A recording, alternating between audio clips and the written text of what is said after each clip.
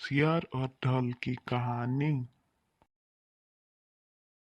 एक समय की बात है जब एक जंगल के पास दो राजाओं के बीच युद्ध हुआ।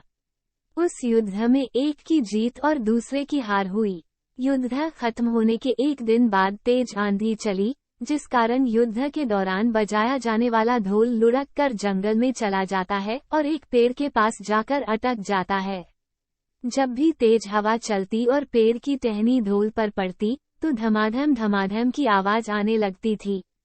उसी जंगल में एक सियार खाने की तलाश में इधर उधर भटक रहा था और अचानक उसकी नजर गाजर खा रहे खरगोश पर पड़ती है। सियार उसे शिकार बनाने के लिए सावधानी से आगे बढ़ता है। जब वो खरगोश पर झपटा मारता है, तो खरगोश उसके मुंह में गाजर को फंसाकर भाग जाता है। किसी तरह से सियार गाजर को मुंह से बाहर निकालकर आगे बढ़ता है, तो उसे ढोल की तेज आवाज सुनाई देती है। वह ढोल की आवाज सुनकर घबरा जाता है और सोचने लगता है कि उसने पहले कभी किसी जानवर की ऐसी आवाज नहीं सुनी। जहां से ढोल की आवाज आ रही थी, सियार उस ओर जाता है और यह जानने की कोशिश करता है कि जानवर उड़ने वाला है या चलने वाला। फिर वह ढोल के पास जाता है और उस पर हमला करने के लिए कूदता है, तो ध्यान की आवाज आती है, जिसे सुनकर सियार छलांग लगाकर उतर जाता है और पेड़ के पीछे छुपकर देखने लगता है।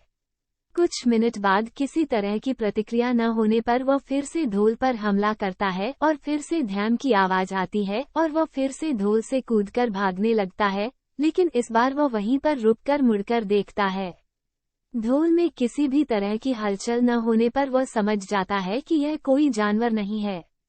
फिर वह ढोल पर कूद कूद कर ढोल को बजाने लगता है।